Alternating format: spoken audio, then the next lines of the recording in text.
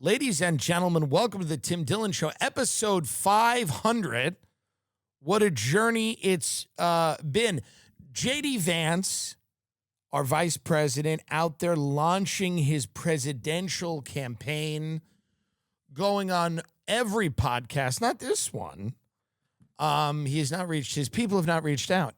But he went on The View, and he's on Diary of a CEO, and he's on Ross Douthat's podcast at the New York Times, because Vance is plugging his new book, and the title of the book is God Chose Me, written by JD Vance. God Chose Me, the new book by JD Vance about how the process of God selecting him to lead the country. And I want to read a little bit from JD Vance's book, if you would be so kind as to allow me. And I have it here. You don't even need to look it up. I have it. I have it right here. You don't even need to look it up. You can follow along with me at home. I have it right here. And this is from JD Vance's new book, God Chose Me. And this is about JD Vance reconnecting with his faith, and how God has chosen him to be the president. God, of course, used Peter Thiel as an emissary to select JD Vance. Anyway, this is, so we have here an excerpt from the book, God Chose Me by JD Vance. Here we are. After sacrificing Charlie Kirk to the entity Baal, I began to think about my faith. Long nights in the vice president's residence, pacing, thinking about if the sacrifice to Baal would be enough. Long meetings in the Oval Office and the Situation Room discussing Baal's incessant appetite for flesh. When will Baal get enough, I would ask while drinking my morning coffee. Or at night while I sat there and my wife, expressionless, stared at me and refusing to speak. Does Baal care about America, I would ask? Is Baal a fan? Could I get a meeting with Baal? Could I sit toe-to-toe with Baal and in its ancient tongue convince it to stop killing? By the way, as an excerpt from a book, it's very interesting because it's JD Vance communicating with the deity Baal. Well, of course, many people are going to say, well, that's not technically in his book. It's the essence of the book. It's the essence of the book. And I'm allowed, by the way, to take poetic license, because that's the thing I like about JD Vance. JD Vance would sit down with Baal and try his best. Vance is a striver, you know, and when you're a striver, there's no end. Striving doesn't have an end, by the way. So there's nothing that he wouldn't consider or do to get where he wants. And I'm not necessarily saying that's a bad thing, but that is just a fact. And Vance knows that MAGA is ending. The MAGA movement, the party that Donald Trump threw when he walked down the escalator, is ending. And I think it ended with that UFC fight. I think that was the last party MAGA was going to throw. You had motocross, you had UFC fights. That was a fun party, but it's the final. I think it's the final party. I think in the same way that Imagine video during COVID, Hollywood didn't know it then, but that was the end of them. Like, that was the finale of Hollywood. They didn't know. They thought they were making a video trying to, I don't know what the hell they were trying to get people to do, stay in their house or shut their mouths or whatever, or feel, you know, some sort of way, you know, or, you know, they wanted to do this, you know, thing to calm people down or inspire them. Whatever was in their mind, that Imagine video was the end of Hollywood. It was the finale. It was the series finale of whatever Hollywood was from its inception in the early 1900s to that Imagine video in 2020, I think that was the end. And in the same way that I think the MAGA movement's final party was the octagon on the White House lawn, that seems to be a fitting symbol of the finale of the MAGA movement. As a cultural force, that was the most fun. It's not going to get more fun than that. Take a look at that. Take a look at this. Is it going to get more fun than that? You've got the flyover, yeah, there it is. This is it. You're not going to top this as a party goes. You are not going to top UFC on the White House lawn. For the die-hard MAGA people, this is what they got. They were promised a lot of other stuff. But this is what they got. This is the party that they got. And some of them were there in person. You know, people made the pilgrimage. Some of them watched it, streamed it. Yeah, play some more. Give us that one right there. What a great, there it is. This is, I want you to look at this very closely. This is kind of the finale of MAG. This is what it is. Take it away. There it goes. Yeah. There it is. Dana White, Trump. I mean, listen, as finales go, this was pretty big. This is a spectacular, you know, what are you going to do? You can't top UFC on the White House lawn, and then one guy comes out and goes, Michelle Obama's a man. Could it get better than that for these people? This was the finale. This is the penultimate conclusion of MAGA. It's a UFC fight on a White House lawn with motocross, and then one of the fighters goes, by the way, do you want to say anything? And he goes, Michelle Obama's a man, and that is the finale. But they don't know it yet. Here's the thing. They don't know it yet. In the same way that when Hollywood did that Imagine video, they had no idea that they were on their way to being like irrelevant and hated. They didn't get it. They were just doing this video that they thought in their you know, sunburnt brains was going to help. And it was actually the finale for the idea of celebrity in this country being like something that's respected. We still are obsessed with the idea of celebrity, but we don't view them as these you know, godlike figures. We actually like to pump them up and then tear them down. We like to shred them. You know, that's part of the deal. And the beginning of people turning on Hollywood was that video. And this will be the finale of the MAGA movement, and they don't know it yet. So JD Vance, our vice president, is out on the podcast circuit with a new book called God Chose Me. And it's about JD Vance being selected by an omniscient God to lead our country. I think, from what I understand in the book, and I haven't read it, I have not read it. From what I understand in the book, God appears to JD Vance in the White House and tells JD Vance, you got to go along with the Iran stuff up until they have some kind of deal, and then you could kind of start distancing yourself from Trump before the midterms. And you have to, at that point, you know, release a book about your finding your way back to faith. He goes, I know you married a woman who doesn't believe, she's from a completely different religion. I get it. But he goes, it's important. This is God appearing to JD Vance at the vice president's residence going, just stick with Trump right now.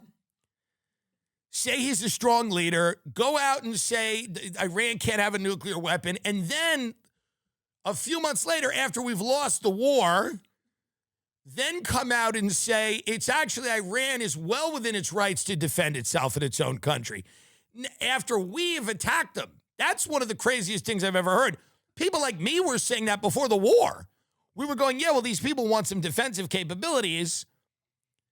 And JD Vance, if you could pull that up, JD Vance is now saying that now.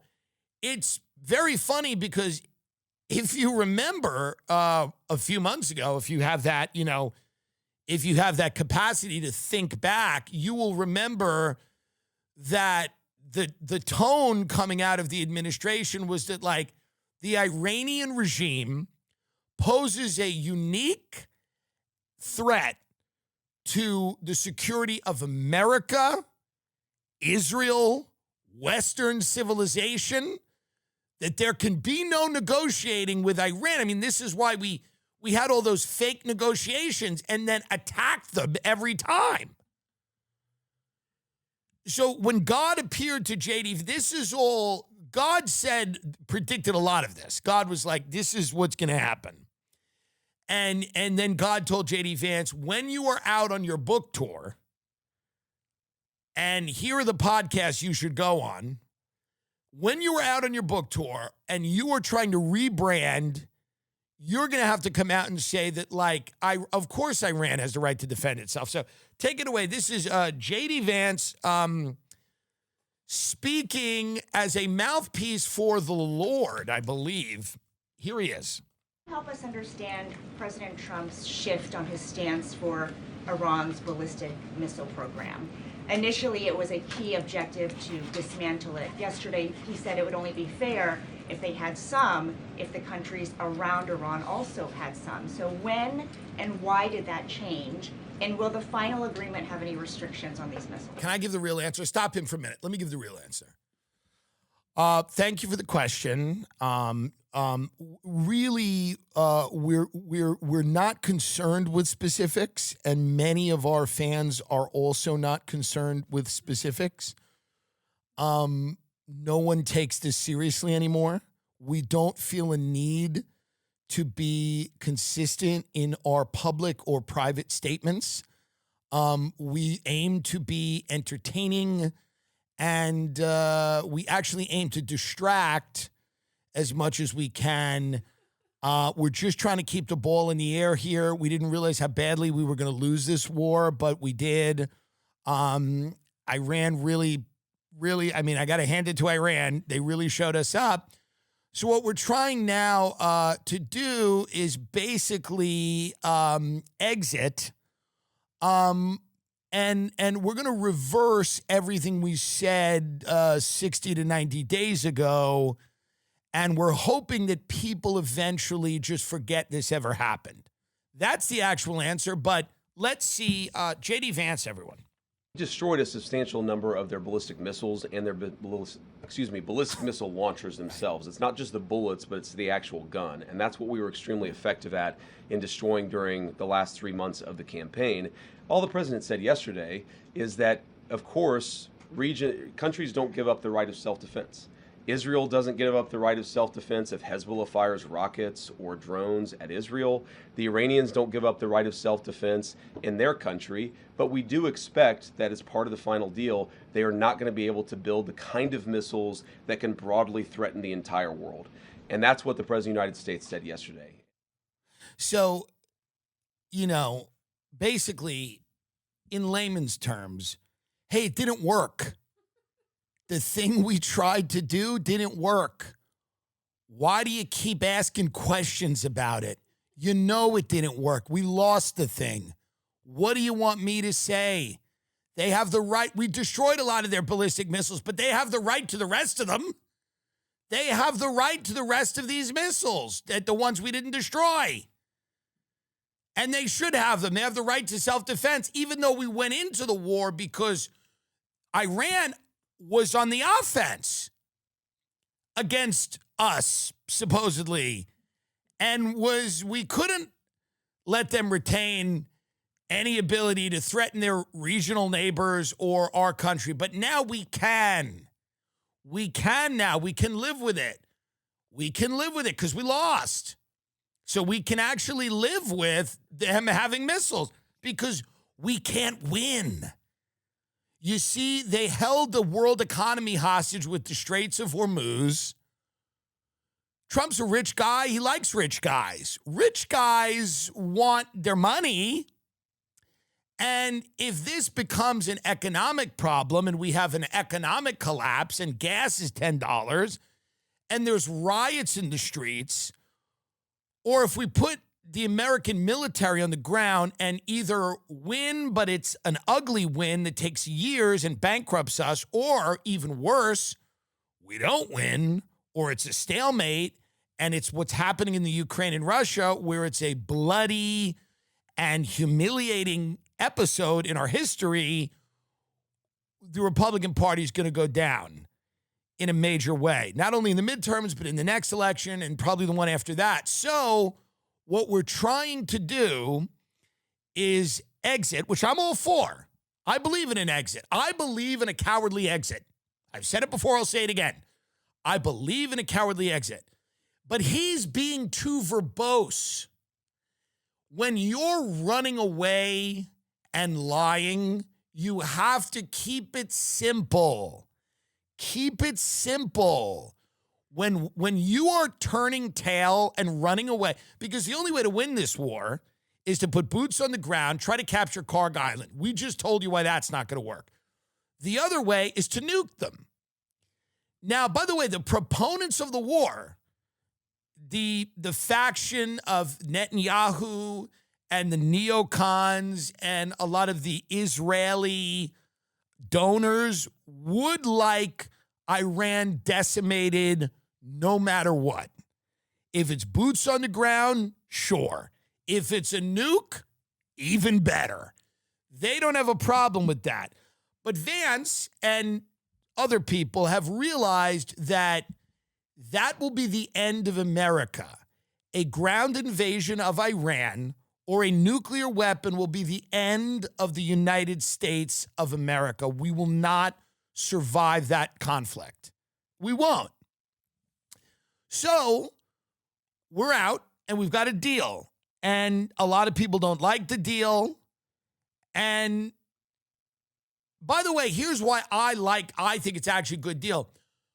The points of the deal were dictated to JD Vance by God. That's why I'm comfortable with the deal. And that's in JD Vance's new book. God appeared to me in my room and gave me the Iran deal. And it's 14 points. ARMRA colostrum is so important. I tell everybody all the time about it. You know, I'll be standing in line somewhere and I'll go, have you talked about ARMRA colostrum? Have you heard about it? And people go, what exactly do you mean? And I go, well, number one, it's incredibly important for your health. Okay. It's really nature's original health hack. Colostrum is packed with over 400 bioactive nutrients to fortify gut health, strengthen your immune health, promote healthy metabolism, and fuel fitness performance, revitalize your health from the inside out. Function like a human again with ARMRA. Strengthened immune health is so important. So much is linked to your gut health right now. We've worked at a special offer for my audience. Receive 30% off your first subscription order. Go to armor.com/Tim and enter TIM to get 30% off your first subscription order. That's ARMRA.com/TIM. Dose is a amazing supplement for your cholesterol. Okay? I'm telling you right now. I mean, Dose is lowering people's LDL, HDL, triglycerides, total cholesterol.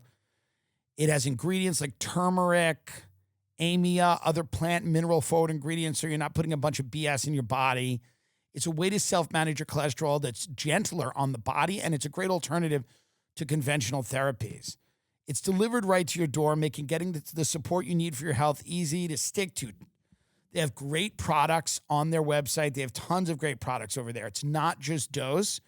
It's unbelievable. It's not just for cholesterol. They have other things as well.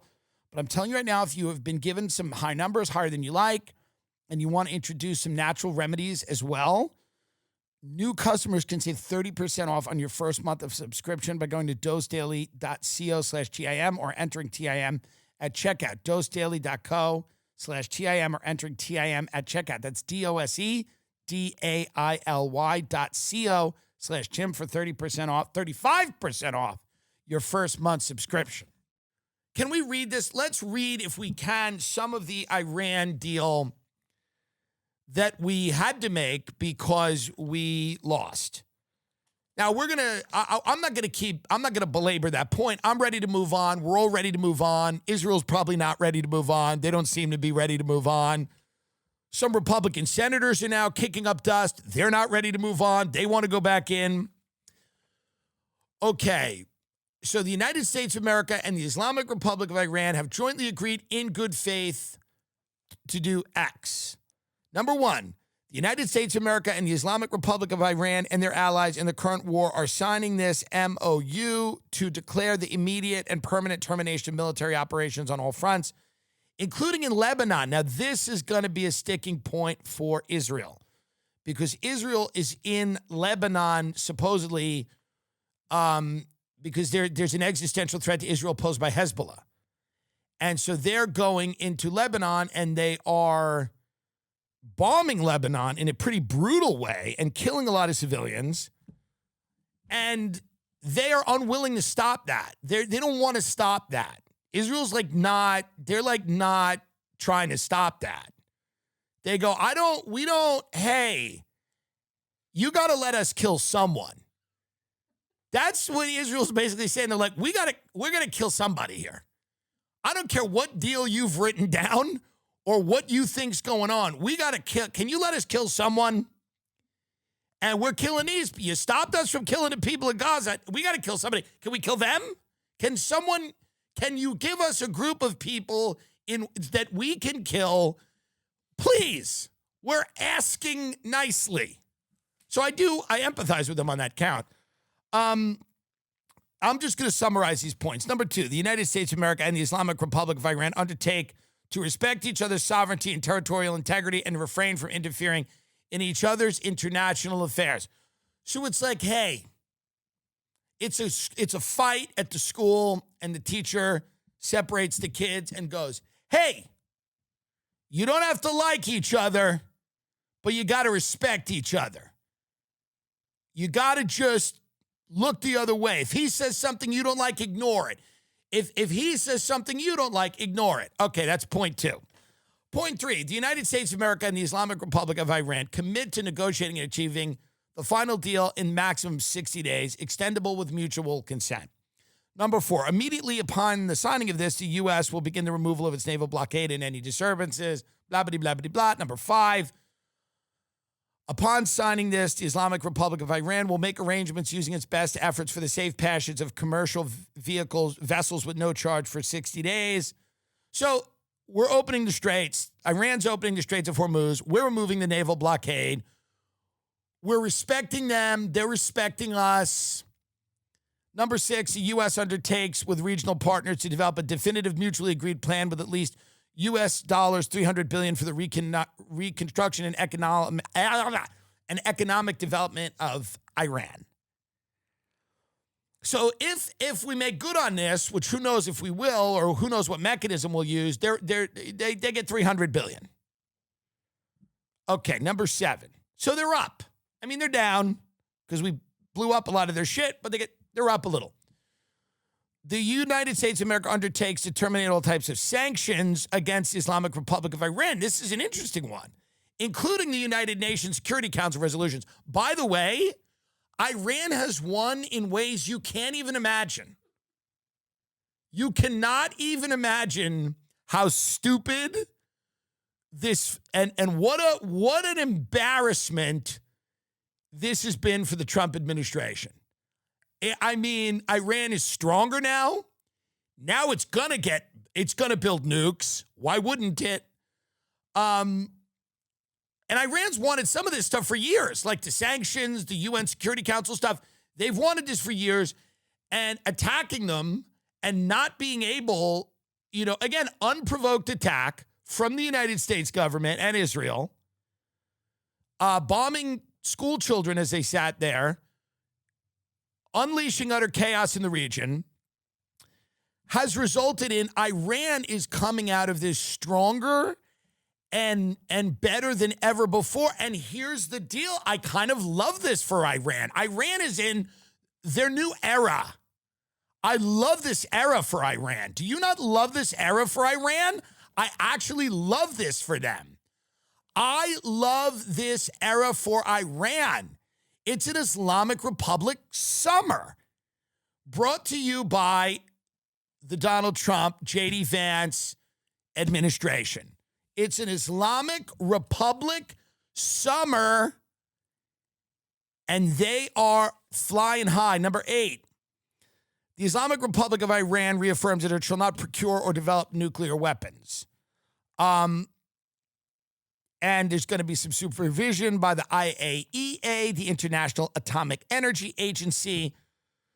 The two parties also agreed to discuss the issue of enrichment and other mutually agreed matters related to their nuclear needs. Let's go number 9. So they're basically like, we're not going to get nukes. Relax. Everything's fine. We'll let the IAEA come in. Pending the final deal, the United States and the Islamic Republic agree to maintain the status quo. They'll maintain the status quo of their nuclear program, and the United States will not impose any new sanctions and will not deploy additional forces in the region. Number 10, the U.S. undertakes that immediately upon the signing of this and until the termination of sanctions, U.S. Department of Treasury will issue waivers for the export of Iranian crude oil, petroleum products, and derivatives. Number 11, the United States of America undertakes to make fully available for the use the frozen or restricted funds and assets of the Islamic Republic of Iran under the implementation of this deal. The United States and the Islamic Republic of Iran will mutually agree on the procedures related to the release of these funds during negotiations. Such funds, whether retained in the original account or transferred, shall be made fully usable for payment, lovely, to any ultimate beneficiary designated by the Central Bank of the Islamic Republic. Number 12, the U.S. and Iran agreed that an executive mechanism will be established to monitor the successful implementation of this and the future compliance. Number 13, after signing this and subject to the beginning of implementation, the continuing implementation of these measures, the U.S. and the Islamic Republic of Iran will start negotiations regarding the final deals exclusively on the other paragraphs. The final deal will be endorsed by a binding UNSC, United Nations Security Council resolution. So there we have it. This is the end of the Iran war, if it sticks. They get a lot. We get a little, but this is the beginning of Iran joining the international community and becoming even more of a regional power than they were. Israel's not happy with this. This is the exact opposite of what Israel wanted. Vance is coming out now. Trump is coming out going, listen, guys, we're done. We can't do this anymore. Israel, stunned by Trump's Iran deal, as the New York Times sees it as a catastrophic capitulation. Israel wants boots on the ground. They want a nuke. They want a regional war. This is a bad idea for them. It's a terrible idea. And Republican senators in Congress are going to kick up dust about this too, because they're going to be pressured by their donors with whatever mechanism. Up to you to decide how they're being pressured, but they will be pressured to speak out against this, and they may try to impeach Trump over it, and it's leaking out that maybe when the Democrats get in, they'll impeach Trump and the Republicans will get on board because they're unhappy with the Iran deal. I don't believe that, but that is something that is potentially leaking out. So listen, what I said would happen has kind of happened. Iran's in its new era. Iran, dare I say, is in its bad girl era. You know what I mean? Like, if you think about Iran, it's kind of in its bad girl era. Like, you took on the big dog and you won and you kind of got what you wanted. You know, you're in your bad girl era. So we're the mommy. We're the mommy. And Iran's our daughter. And Iran's a little bit of a bad girl. And we go into her room and we go, you better get your life together, young lady. And our daughter goes, yeah, fuck you, Ma.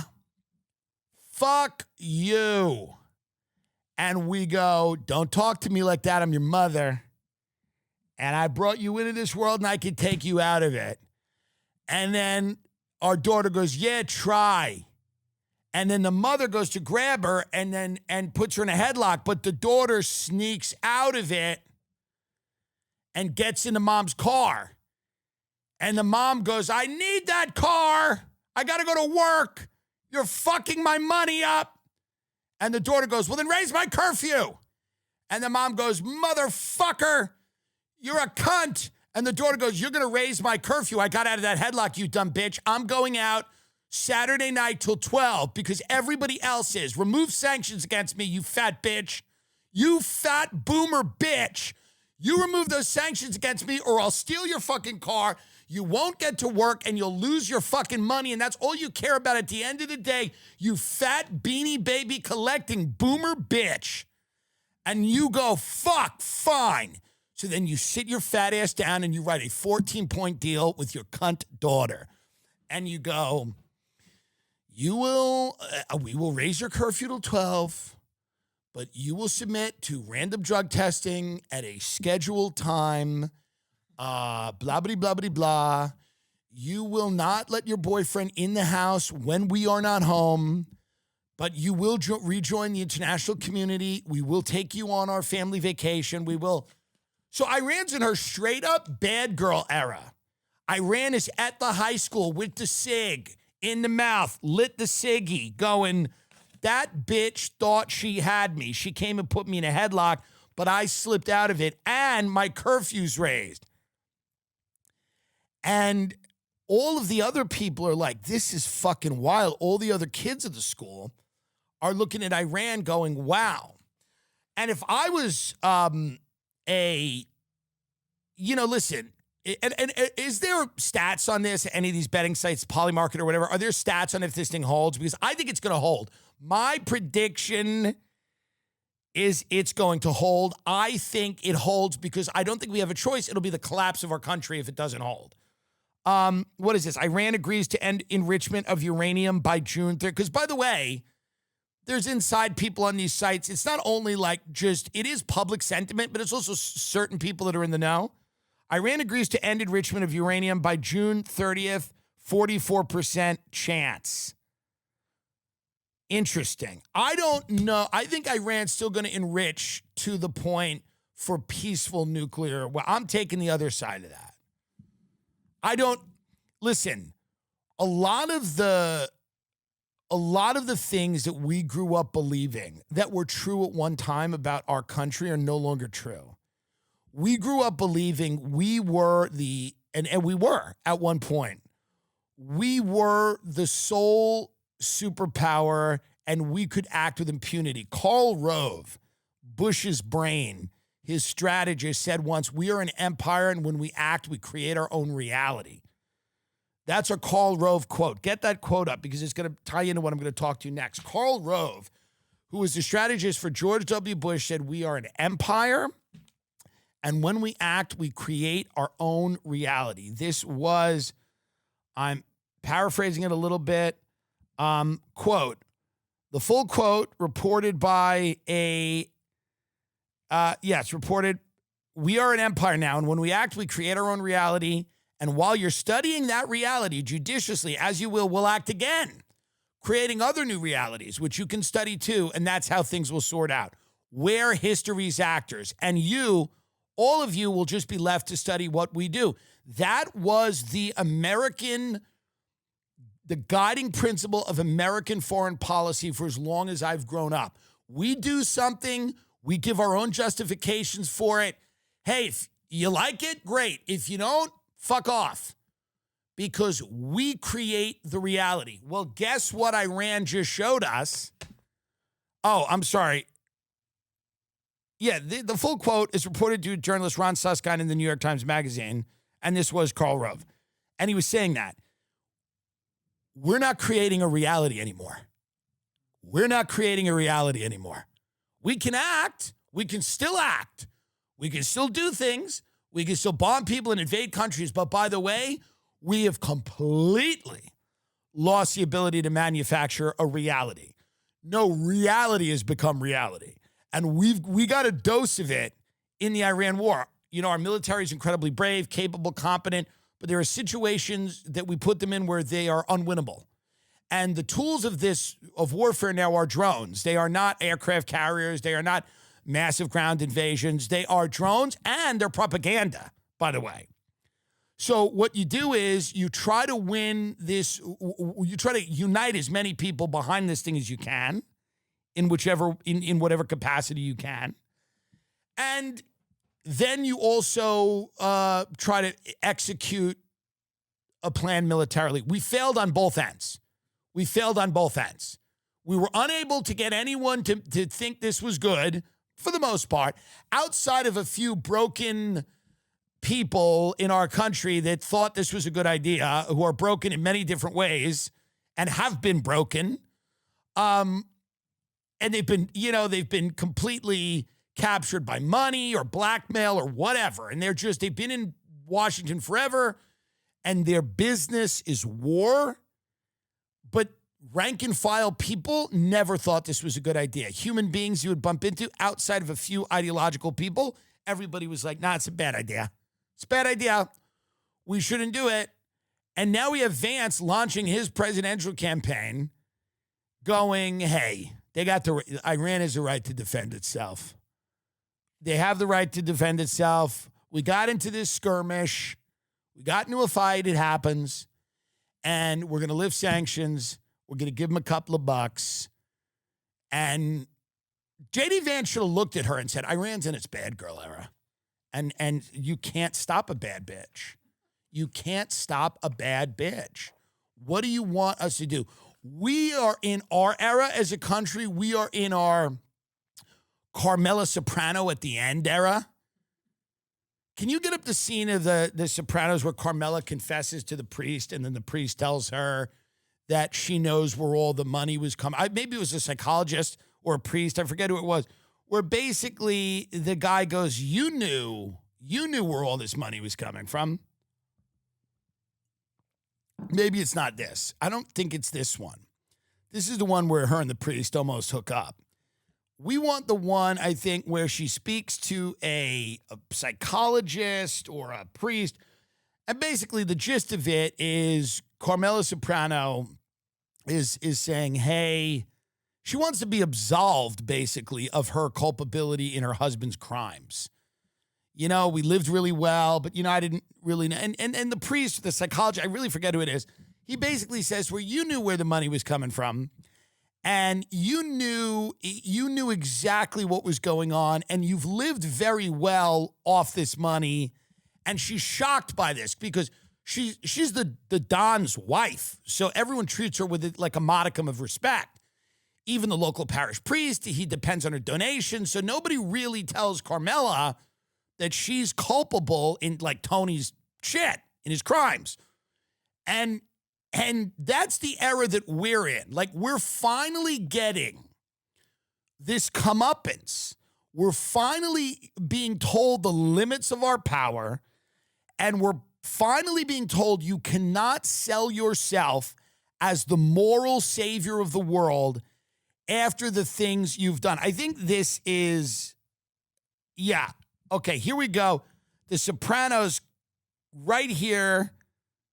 Take it away. Let's watch this. If we can, it takes a little time here, but I think it's important to watch this for everybody. I want you to imagine Carmela Soprano is the United States of America in this clip. This is the era that we're in. Iran, for good or ill, I'm no fan of Iran, but they're in their bad bitch era. They're in their bad bitch era. It's sexy summer fun for the Islamic Republic. They're baddies right now. So that's their era because they just tangled with us. They came out. It's hard to not say they came out on top if this thing sticks. Here's Carmela Soprano. This is us, the United States of America. Take it away. Marriage has problems. Is he seeing another woman? Yeah, you can make that plural. Yes, he sees other women. I sort of look the other way. I want to help him. Do you? Moments ago, you used the word divorce. I said I was considering divorce. I may be overstepping my boundaries here, but She's talking you about are Israel. Jewish, aren't you? Is that relevant? Well, us Catholics, we place a great deal of stock in the sanctity of the family. And I am not sure that your people... I've been married for 31 years. Well, then you know how difficult it can be. He's a good man. He's a good father. You tell me he's a depressed criminal, prone to anger, serially unfaithful.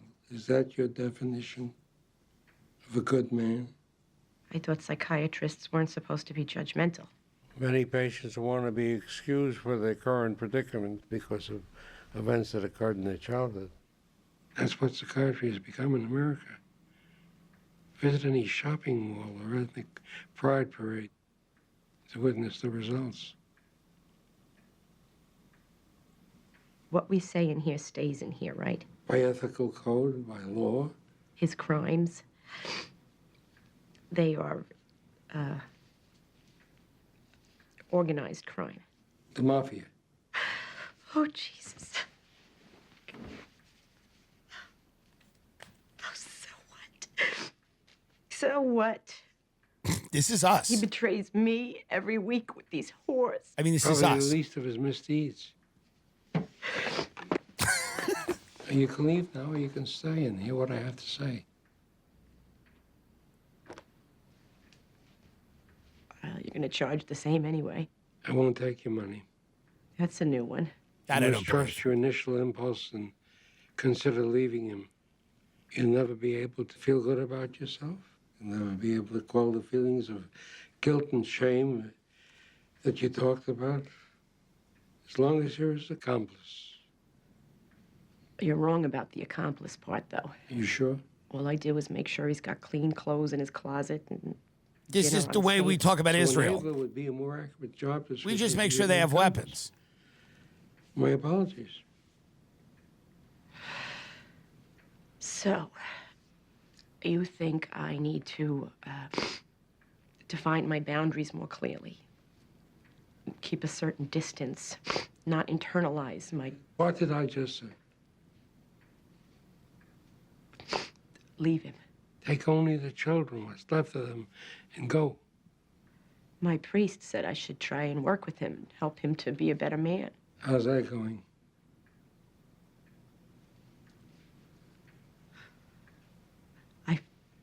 Have you ever read Crime and Punishment? Dostoevsky. It's not an easy read. It's about guilt and redemption. And I think for your husband to turn himself in, read this book, and reflect on his crimes every day for 7 years in his cell, then he might be redeemed. I would have to get a lawyer, find an apartment, arrange for child support. You're not listening. I'm not charging you because I won't take blood money. You can't either. One thing you can never say, that you haven't been told. Well, there it is. Wow. So it took a little bit, but I mean that's our era, and it's not a happy era. Although she does cheer up later on. I think they go out to a dinner, get a nice Italian meal, which I think does kind of fix a lot of it. But that's the era that we're in. We're being told. We've been told. We know what's up. We cannot run around this globe getting people to do what we want. We cannot be, attached to Benjamin Netanyahu at the hip. It doesn't work. It's not going to work. We'll destroy the entire country. We've been told. We do know. This isn't a shock as much as it, but it to some people it is, but it isn't a shock when you take into consideration all the evidence that has been mounting about the decline of the American, not only hard power, but soft power. You know, we can no longer run around the world building coalitions and convincing people of things. We don't have the moral high ground anymore. Nobody thinks we do. We are seen as an enabler of the overreach of countries like Israel. We've backed a lot of dictators in our day. We invaded Iraq. We invaded Afghanistan. We sent millions of refugees throughout Europe. We've destabilized the political systems of Europe. of the Netherlands, of the UK, and the ramifications of that are all quite obvious to anyone who is paying attention. We cannot claim that we have only been a force for good. We've certainly not only been a force for evil. We've done good things for sure, okay? But we now know that there is a real limit to what we can go out there and do. And we are Carmela at the end. That's where we are. We've lived in a big house for a while. It's been fun. The kids' communions and the Sunday dinner, Sunday supper, making the sauce. We made a lot of sauce Sunday suppers. We had a lot of barbecues in the backyard. We lived in a big suburban mansion for a long time. Mini mansion, whatever. McMansion, but whatever. For a guy who's in waste management, pretty good. We had a lot of fun. And, we kind of knew where the money was coming from. Let's be honest. There's nobody in this country that's completely innocent. We all knew. We didn't do it. We weren't pressing buttons and firing the missiles, but we sang along to the Toby Keith songs, and we thought it was cool, and we watched all the movies, and we kind of created this idea that we were this unimpeachable force for good, and whatever it was, the cheap food or the cheap gas or whatever we got out of it, we knew where it was coming from. But all we did, like Carmela Soprano, was make sure that the government had clean clothes. That's all we did. That's all she said. I'm not an accomplice. I just made sure he had clean clothes. I just did the laundry. And that's Carmela at the end. Goes, I just did the laundry. She didn't believe that. She doesn't believe that. But she's trying to make herself believe that so she can sleep. But we did more than the laundry. Carmela did more than the laundry. She took the trips to Paris. She went to the Plaza Hotel with Meadow and had tea. She went out to dinner. She went on the vacations. She enjoyed the spoils of the empire that her criminal husband has built. And so have we. And we have to reckon with that now, and we have to understand why we can no longer moralize to the rest of the world. Obviously, the people that run Iran are psychopaths who I don't think have the best interests of their people at heart. They're a theocratic fascist government that, inhibits the rights of women. We get it. There's no love laws here for the Islamic Republic of Iran, by the way. But we do have to think about this is a stunning and humiliating defeat on the world stage. And we have to understand that we can no longer pretend that we are going to be able to dominate. We're not going to be able to dominate. We're going to share the globe. We're going to share the world, whether you like it, whether you think it's cool, whether Netanyahu likes it. We're not going to be able to just go in and topple a government anymore. We can't do it. We won't do it. We're not going to send 150,000 of our kids to go do it.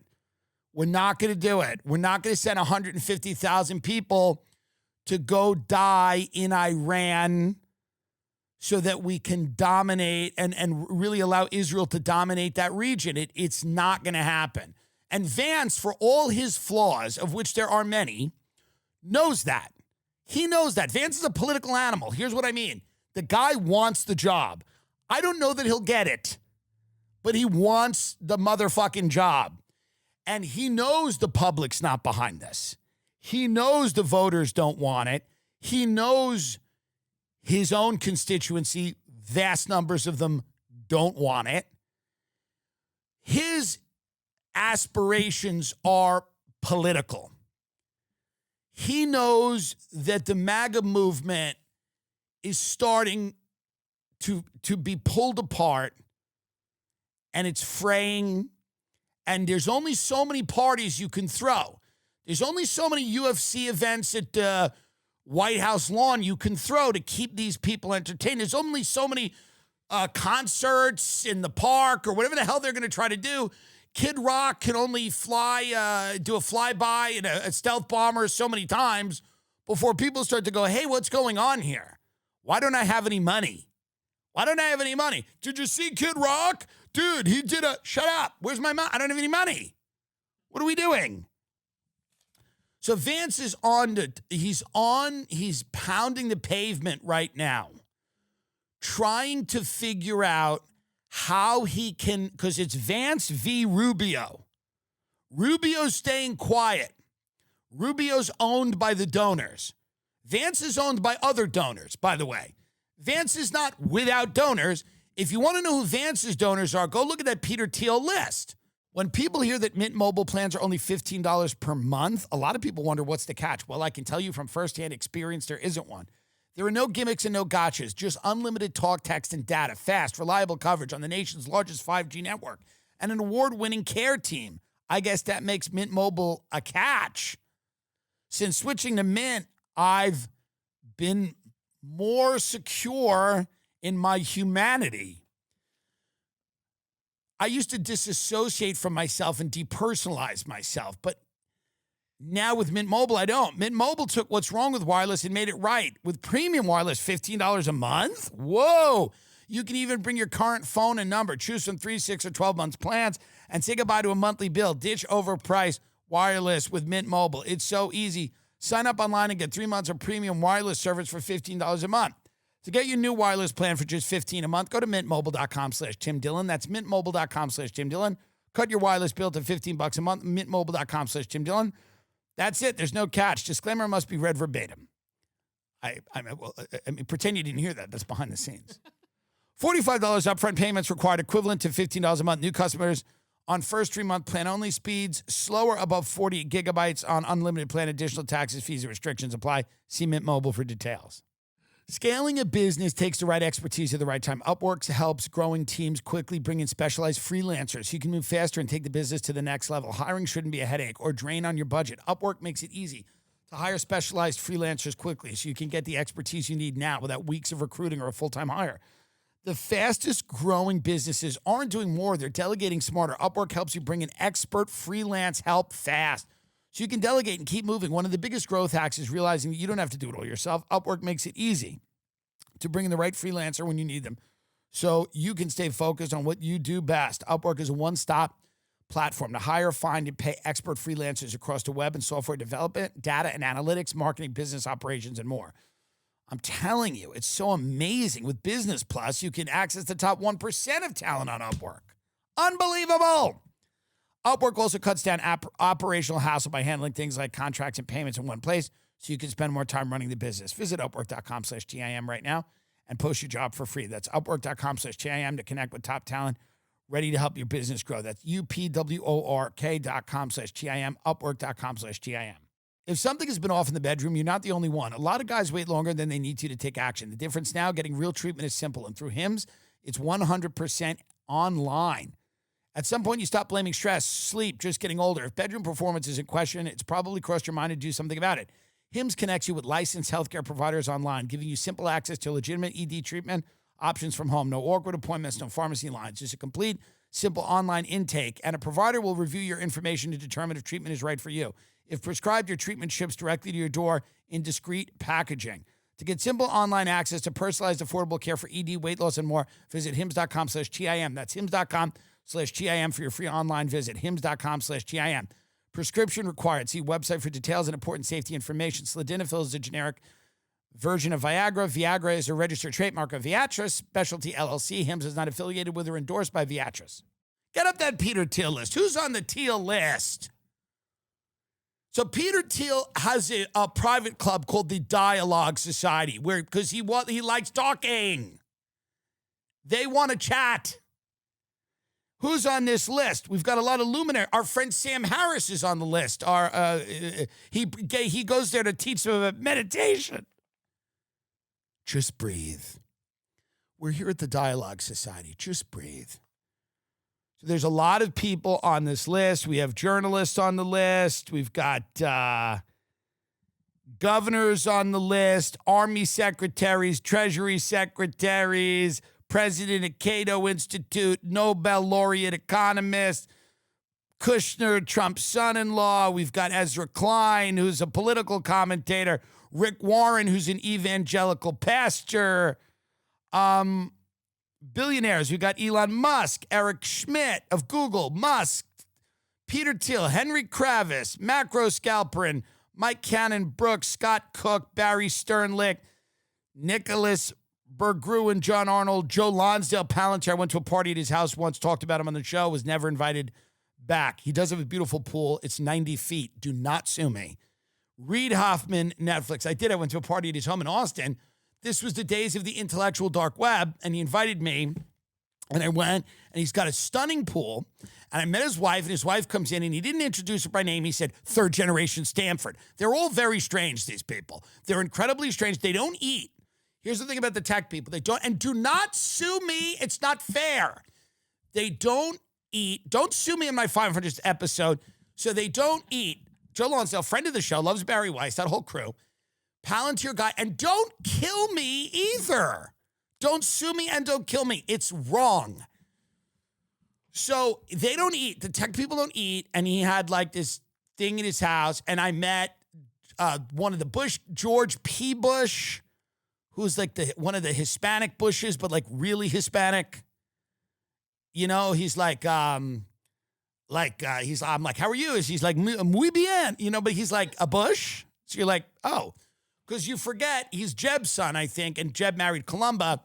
And Barbara said, literally, you'll never be president. You just married the maid. Barbara said it. I didn't say it. Now, here's the deal.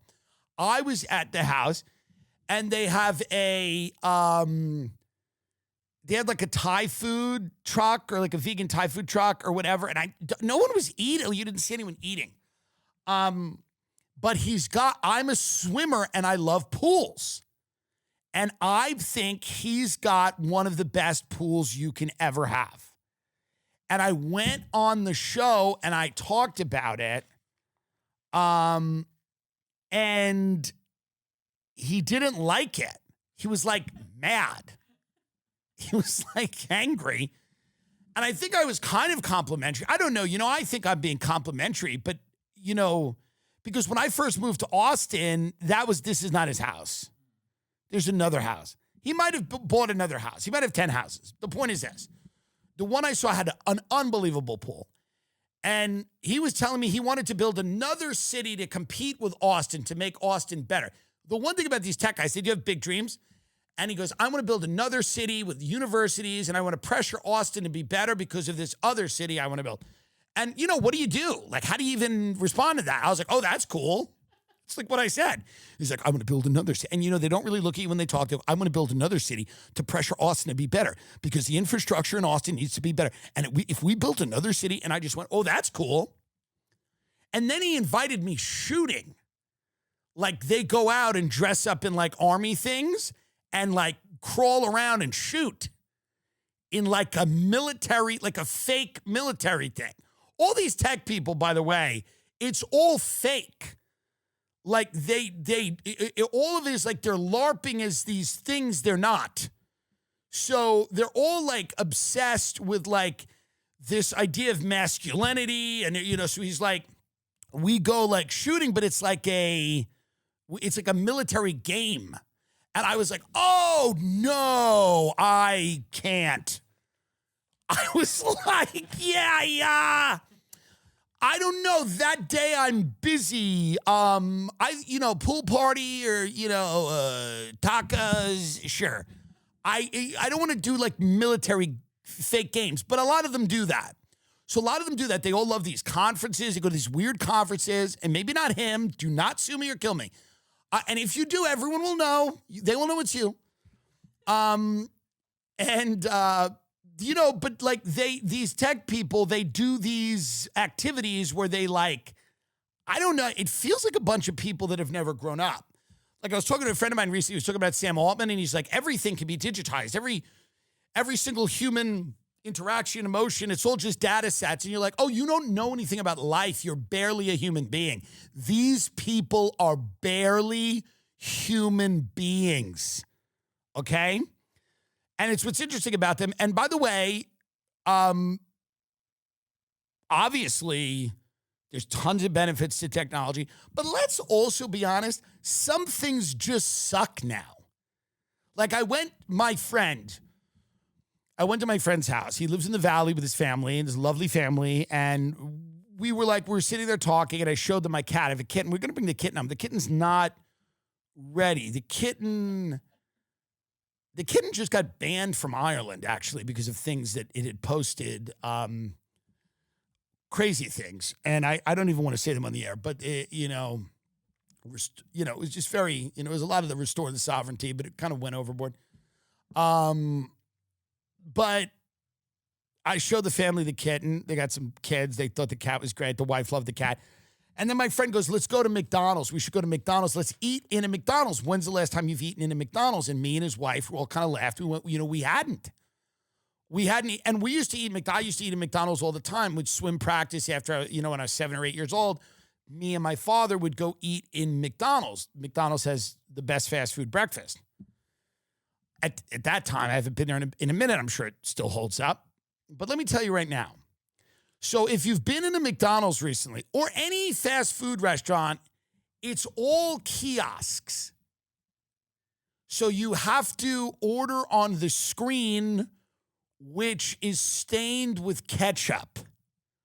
So you're touching a screen that a million other people, including homeless people, have touched. And I'm not trying to go at the homeless. I'm just saying there's fecal matter on the screen you touch. There's a shit and piss coating on the screen that you have to touch. Now, if you have a customizable order, which I really don't, I get a fillet of fish, I get a quarter pounder, I get a small fry, and sometimes a 4-piece nugget. Because I just like the mouth feel of the barbecue sauce, the sweet, tangy barbecue sauce. And I just like the barbecue sauce. Do I even need the nugget? I could thumb it in, actually, because I just want that package of barbecue. So we go there, and he's got a family where, one kid doesn't eat onions. The other kid doesn't eat pickles. This one wants this. So you got to stand there for 30 minutes. By the way, nobody is behind the counter at McDonald's anymore. There's, people in the back, and there's, one manager who's, very stressed out because all these kiosk orders keep coming out wrong. They keep coming out wrong, and people keep going up with their food going, I didn't order this, or I requested this. And this thing that's supposed to be efficient, that's supposed to save McDonald's a lot of money, you used to walk into McDonald's and there was a person there and you would order from the person. And the person, sometimes, in the olden times, they would put the food on the tray in front of you while you stood there. But now you order at a kiosk, you take a number and then sit at a table in the McDonald's and wait for your order to come. And then by the time you get it, the fries are cold, things are wrong, and then they ask for the receipt. So a little kid went up and goes, I didn't get my McFlurry. It's a little kid. He's 8.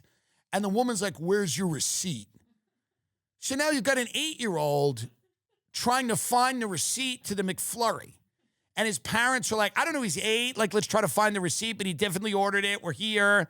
And he did order it. And then they finally gave it to them. But what I mean is, we're taking people out of this. For what reason? For what reason?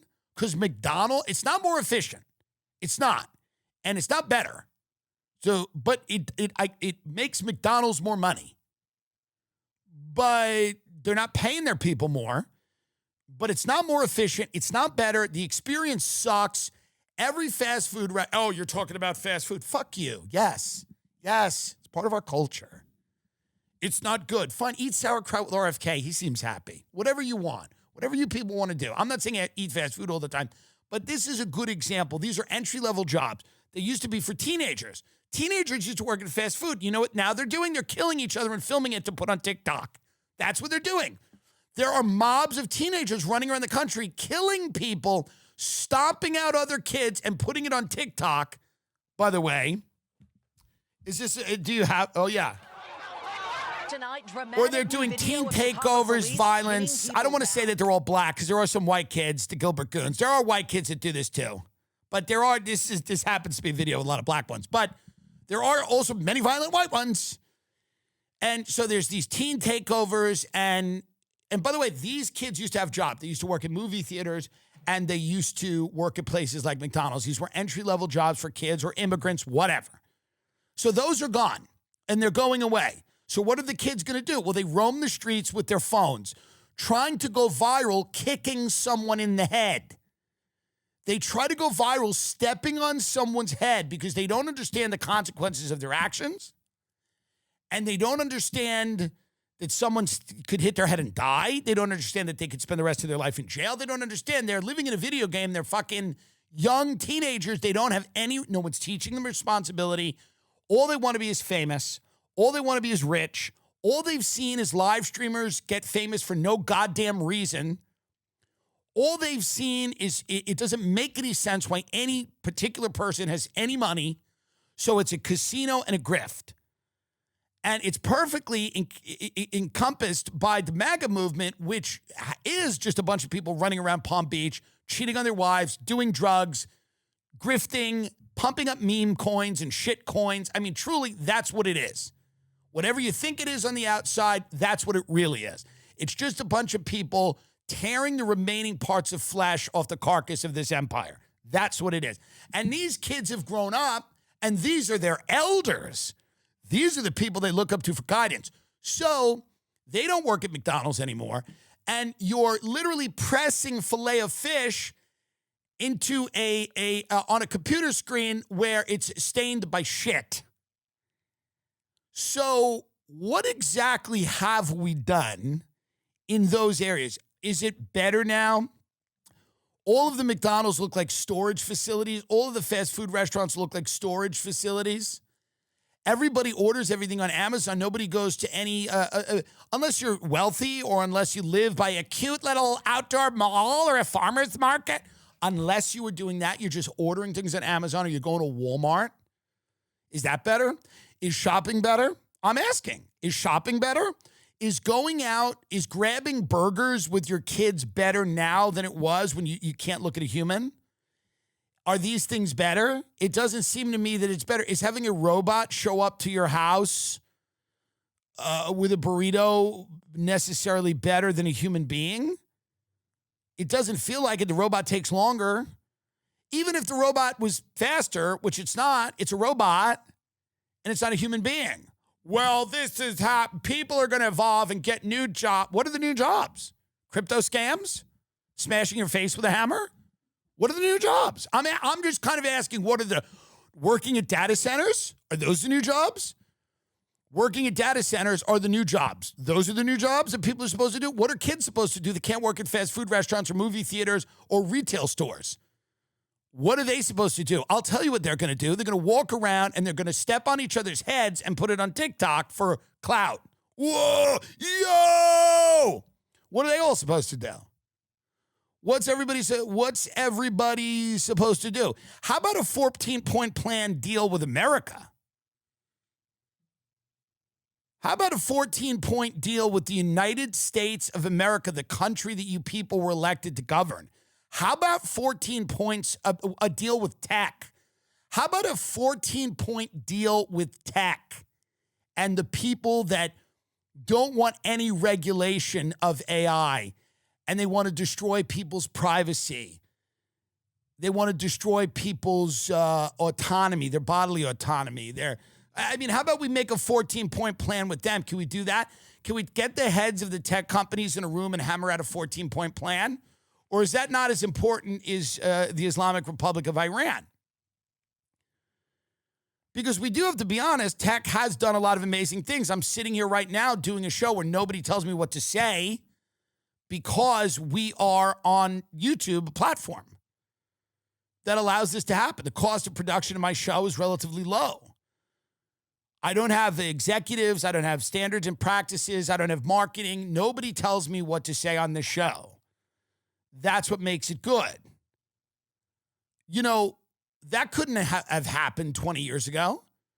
So I'm grateful to a lot of advancements, and I've made a living and I've made good money, so I totally understand. But here's the idea. We need to have a discussion about artificial intelligence.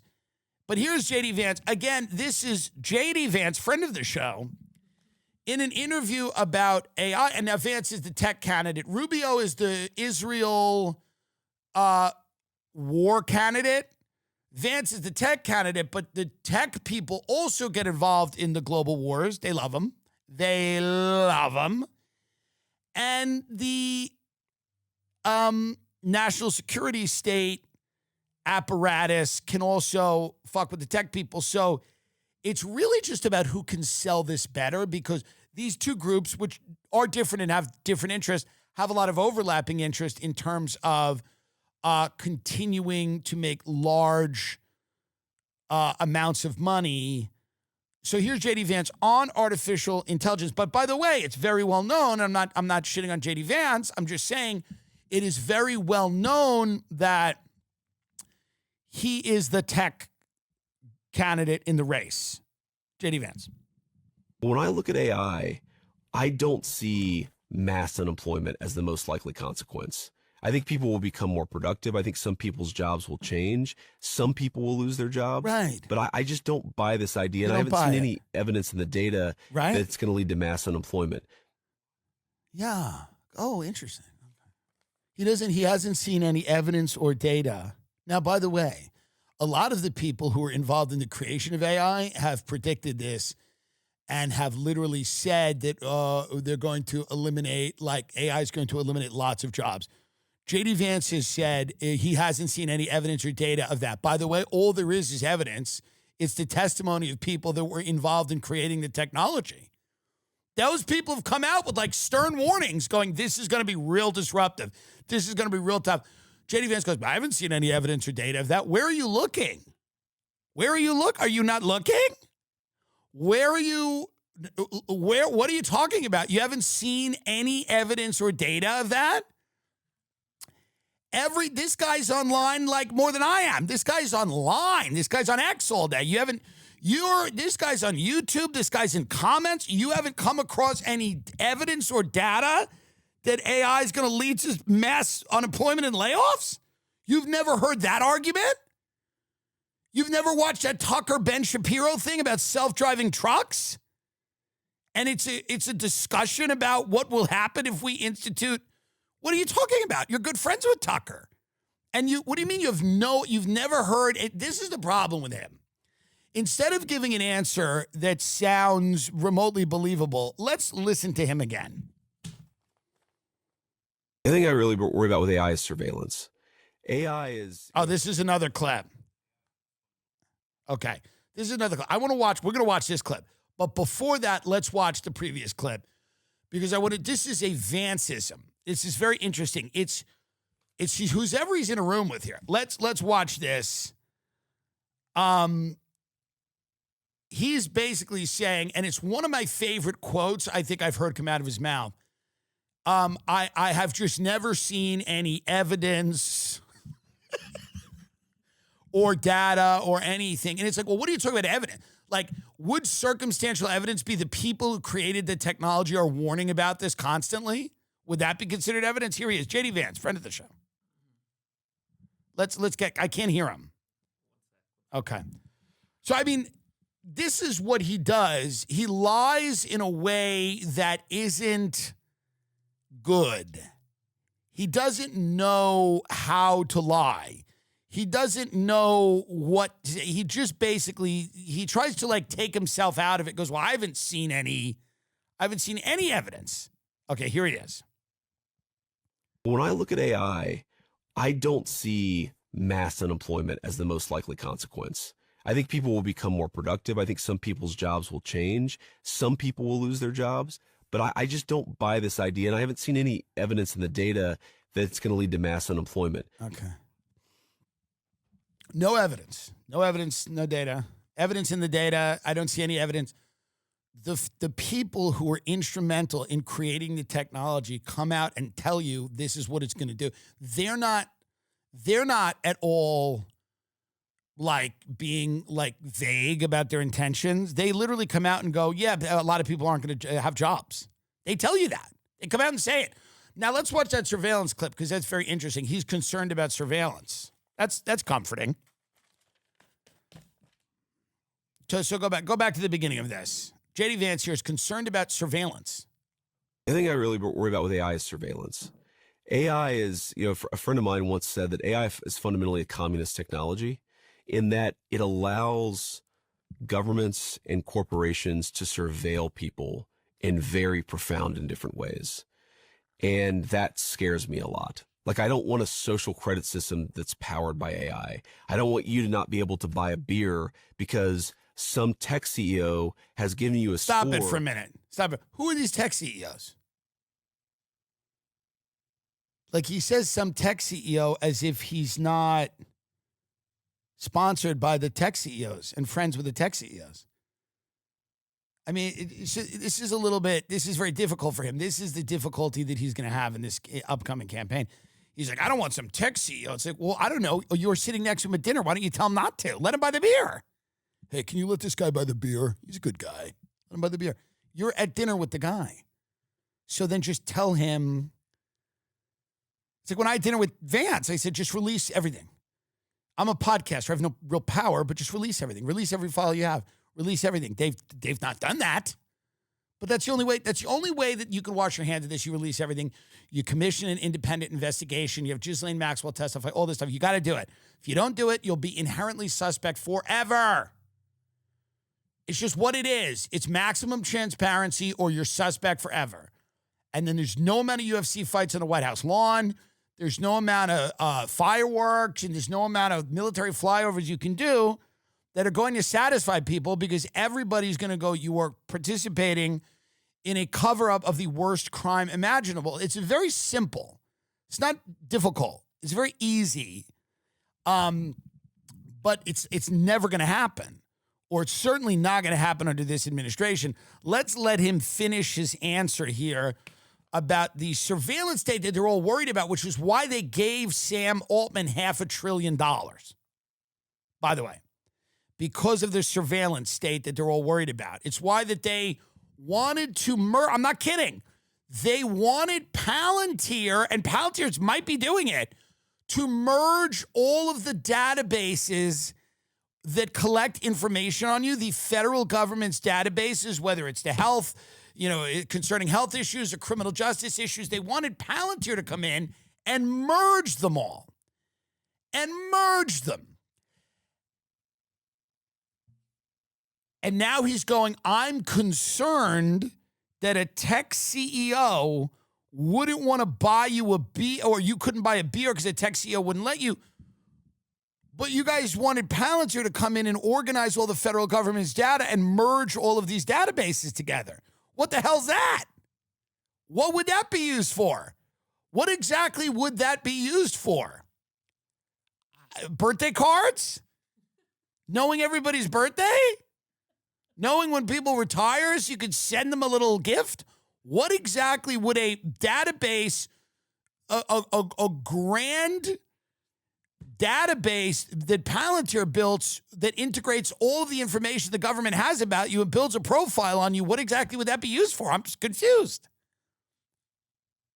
So here we go. Again, let's let him finish. Let's give him the benefit of many doubts. Based on an artificial intelligence algorithm that nobody actually understands. That scares me too, but I don't think we're going to have mass unemployment. We might have mass inequality. That's its own problem. It's a different problem, though. Interesting. Good. Well, the good news is we won't have mass unemployment. The bad news is we might have like Calcutta-style slums. So we will have mass inequality. That might suck. I don't know how we get there with that mass unemployment. Again, that's just so funny. That's just such a funny thing to say. It's such a great thing to say. It's a funny thing to say. Hey, we're not going to have mass unemployment. We might have massive inequality. That's a different problem. Everybody will be working at the data center. They'll be able to lick the nutrient brick. That we will keep them alive. We will keep them on a diet where they can stay alive to work at the data center. Another friend of mine, by the way, they're building these data centers, and they just put an ad in the Wall Street Journal.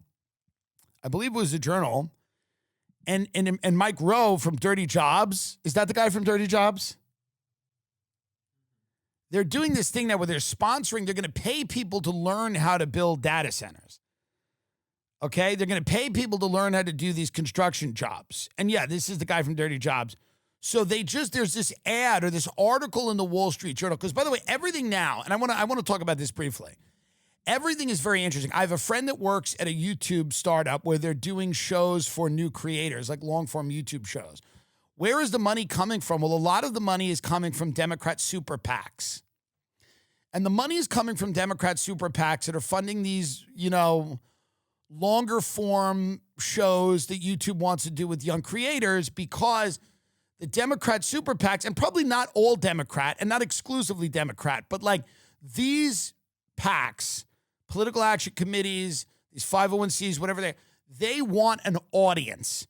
They want a captive audience. So if your channel has 10 million people that are watching content that you have funded and you have gotten behind, and you have that audience, you've collected 10 million people that are watching your stuff, and then you can program that channel to have whatever messaging you want or whatever political ads you want or this, that, and the other thing.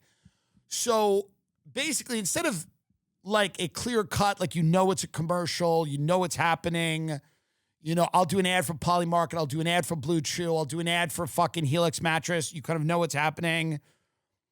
Some of this now is becoming a little more insidious, where you're watching a channel, you're watching content on a channel. That channel exists solely to create an audience to be programmed in some political way. And that's why a lot of the money, because they're instead of saying, hey, let's just run ads on established, they go, let's get behind creators.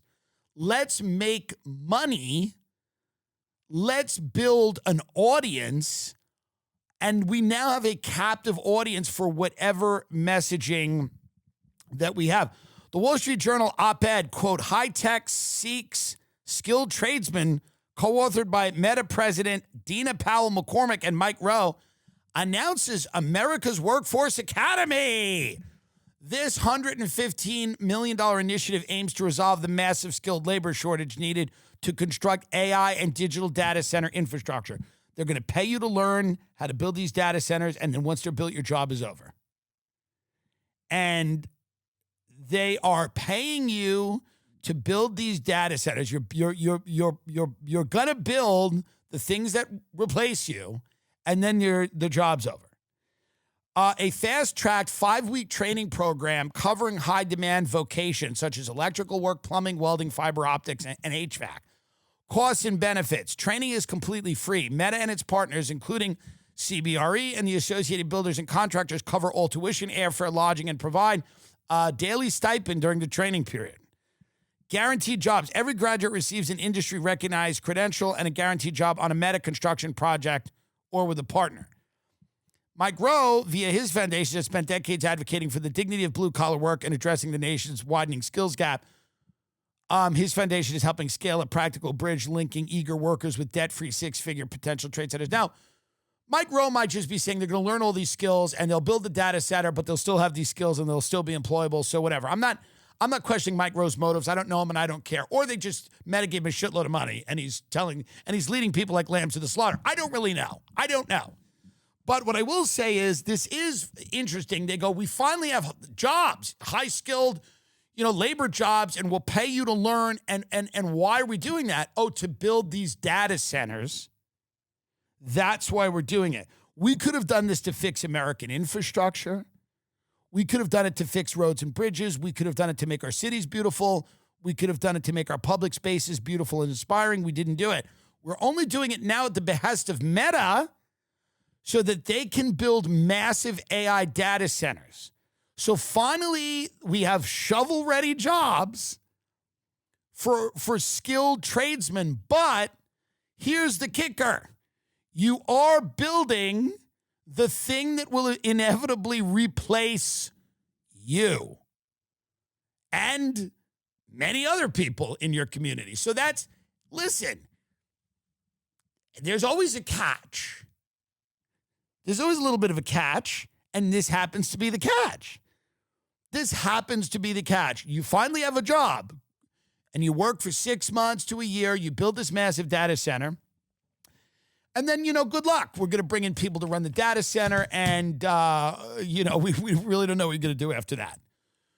So all of these people are being, they're saying, Bill, we're going to pay for you to learn the skills. We're going to train you so you can build these data centers that will eventually replace all the jobs. Although our Vice President, JD Vance, has said that we do not need to worry about joblessness coming from AI, only vast inequality and potential surveillance. Well, there you have it. There you have it. That's where we're at. But I'm happy we're out of Iran.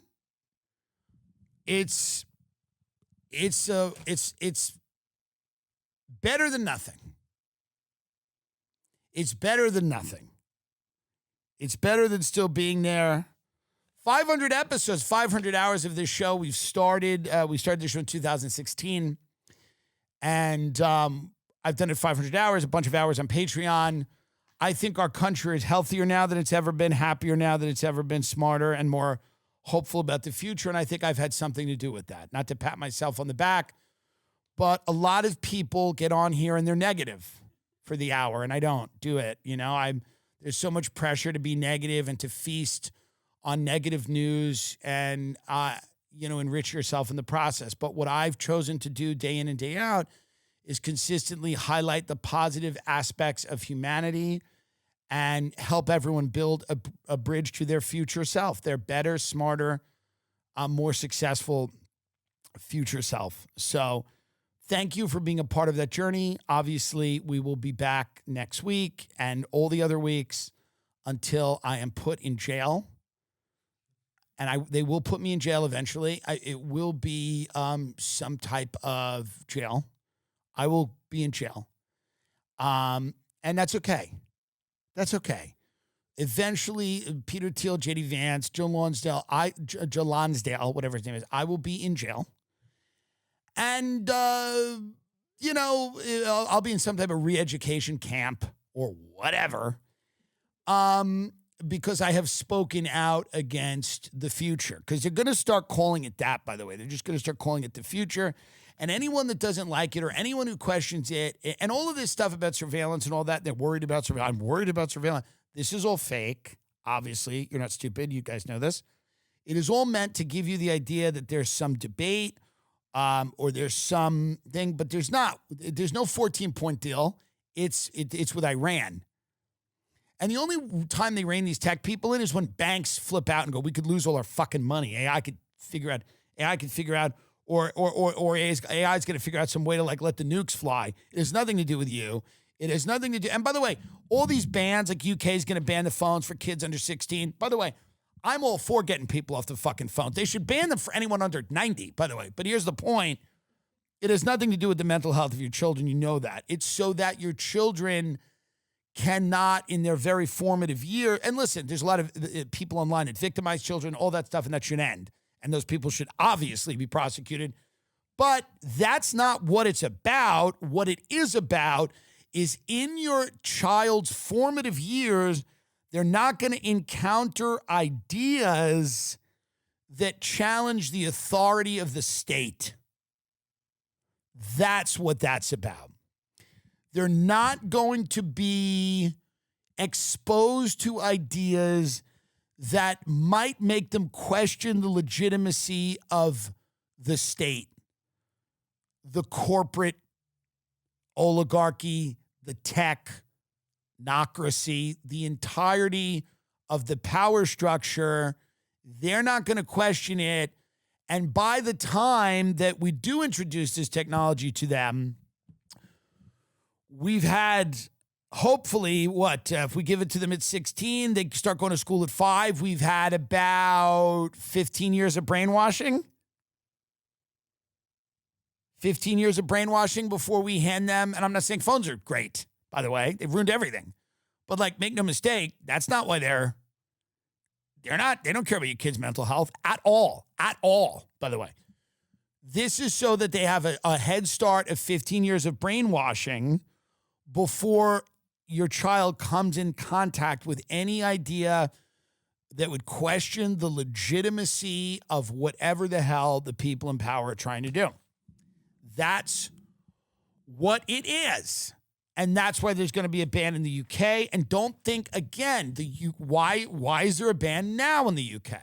Well, the UK is having a lot of issues with a lot of different things, from migration to the economy. And there's a lot of anger, especially amongst younger people. And that has to be quelled. I'm not saying all that anger is justified or that it's being, articulated in the right way. But I am saying that in order to shut down this conversation, they need to get these ideas out of the hands of younger people, because a lot of younger people are very angry. They're anxious about the opportunities that they're going to have. They're questioning why in their own countries, some of them feel less safe or certainly less prosperous. And in order to shut down that conversation, you have to take away their ability to be exposed to ideas that are not filtered through the prism of the state and corporate media. I hope that's not a shock to everyone. Again, I'm not a fan of your 14-year-old spending all day on the phone, but make no mistake, the government of the UK or Australia or whatever, they don't care.